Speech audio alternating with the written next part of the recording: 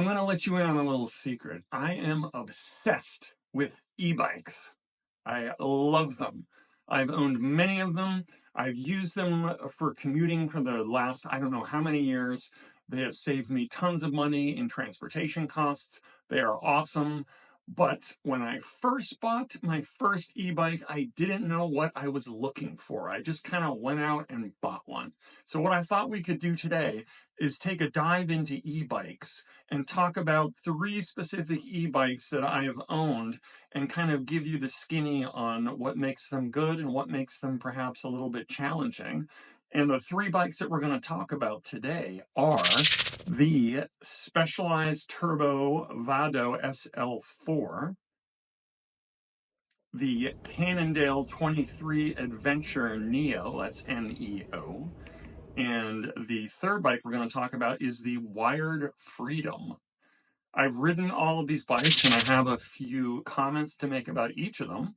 And what I'd like to do is also give you guys some advice in terms of ergonomically how these bikes will fit you and how you have to deal with them. And if orthopedically there are any issues that you have, what to look out for with the type of e-bike that you get.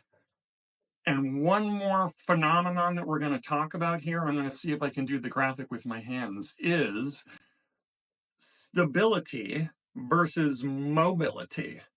And what you will find from watching the video today is that some bikes have a good amount of stability, and I'll explain what that means, while at the same time maybe not having the best mobility. And vice versa, if a bike has a lot of mobility, maybe it's not going to have a lot of stability. And of course, it is possible to find an e-bike that maybe gives you a little bit of both. So let's find out and talk about e-bikes, mobility, stability, orthopedics, and ergonomics on the Angry Physio. Let's go.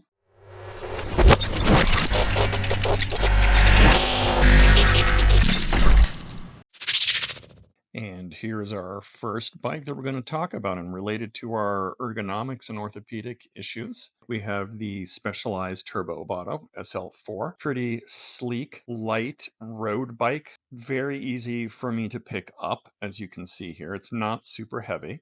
If you need to take your bike up and down stairs, or if you have your bike and keeping it in an apartment, and you want to put it up on a bike rack against a wall, this is definitely a good choice. This type of e-bike is going to give you a pedal assist without a throttle. And what I mean by that is when you are pedaling the bicycle, you can choose typically 2 or 3 different levels of assist.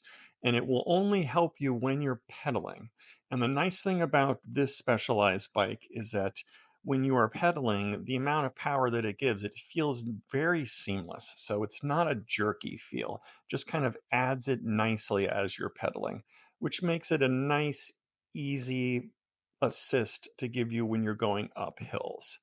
This is definitely an e-bike that you might want to consider if you still want to get a workout, but you want a little bit of an assist up those hills, and maybe you can get some extra speed on the straightaways. So to get back to our topic of mobility versus stability, this bike has a lot of mobility, meaning it moves well. You can lift it, you can get it in and out of tight spaces, you can turn the bike pretty quickly. It almost feels like a regular bicycle. Now, in terms of stability, this bike, of course, because it's light, it's not going to be the most stable bike in the world. So when I'm riding this bike and there's a stiff headwind, I will definitely feel it on the bike and it will move me a little bit. And a word to the wise here, when you have a bike that's not super stable, don't off-road it and don't go over potholes, because it can launch you off just like any light bike would if you hit a large obstacle. And if you take a look at me on this bicycle, you can see my body position. Let's freeze that and take a close look at that. You can see here that the handlebars are about at the same level as the seat in terms of the height. And if you look at my body here, my body is pitched forward a little bit. And with most road type bikes, like a serious road bike that has kind of like those dipping handlebars, you're going to be dipped way forward. This one has a nice kind of more neutral handlebar, but you can see I'm still dipped forward.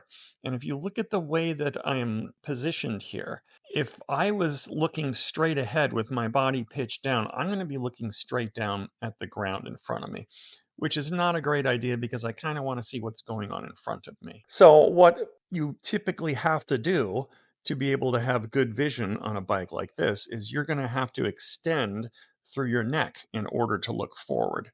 So, orthopedically speaking, this may cause a little bit of an issue for people with neck pain, or sometimes this type of bike will cause neck pain if you're doing super long bike rides, etc. One thing that you can do to help out with this would be to simply raise your handlebars. So to look at our second bike here, we're going with a big contrast. So the first bike, the Specialized bike, was light, it was mobile, and not so stable. This bike, the Wired Freedom, is basically the exact opposite of it. This thing is a monster. It's a huge bike. It's a heavy bike. This bike, in my estimation, weighs probably almost 100 pounds. And this bike is very, very stable, meaning that you can take these fat daddy tires and ride over almost anything. And it is not going to perturb your balance much at all. And if you look at the actual makeup of the bike here, you can see it also has little mini shock absorber suspension systems on the front and rear tire.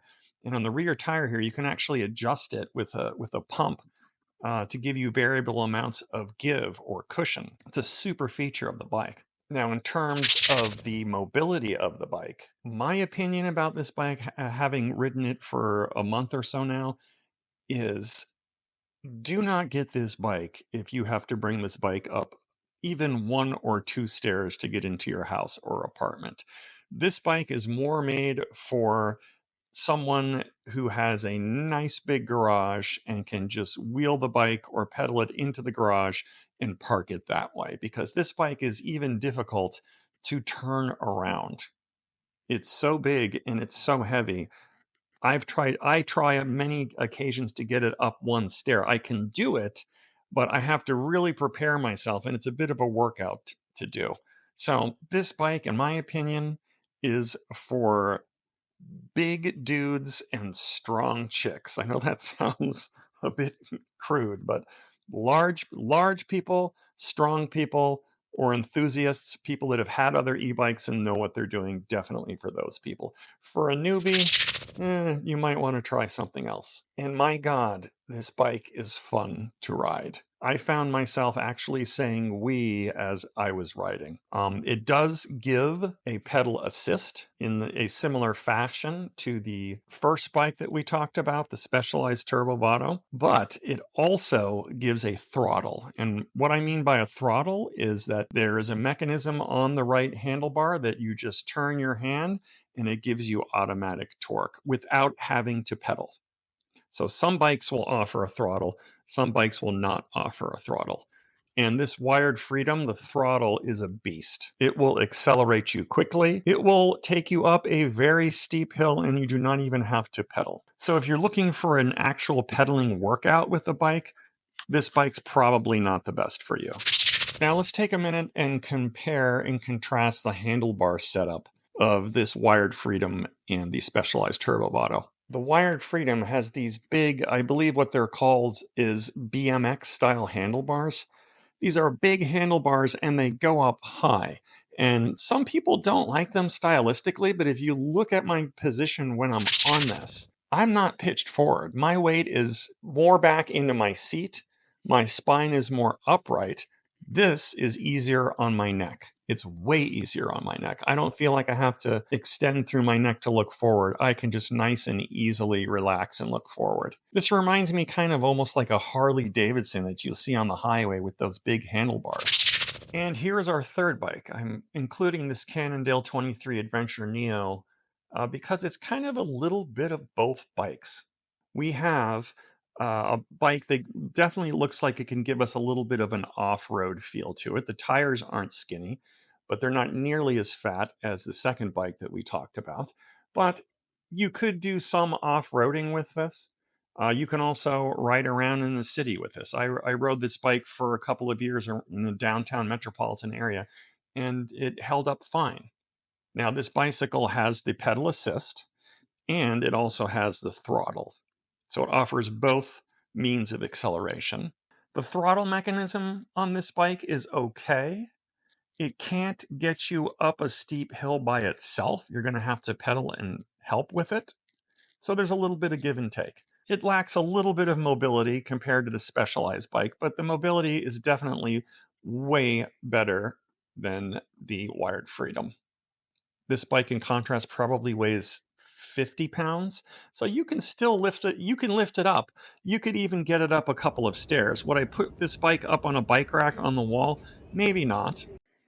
One other thing to consider when you're looking at e-bikes would be the crossbar, and how easy will it be for you to kind of kick your leg over the top and get onto the bicycle. Big bikes or tall bikes, you want to be a little wary of how much clearance you're going to have with your leg when you go over the top.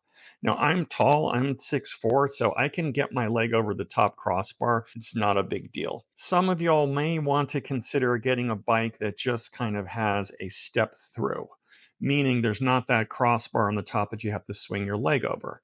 Now, I know, for example, that the Wired Freedom bicycle has another model that's made by the same company that's essentially the same bike as the Wired Freedom, but there's not that crossbar. You can just step right through it. So it makes it a little bit easier to handle. Bicycles that didn't have the high crossbar were referred to as a woman's or a girl's bicycle. I think that whole idea is kind of melted away over time. These bikes are very unisex. So if you feel that your mobility is an issue, whether you're a man or a woman, get a bike that's step through. It'll save you a lot of issues.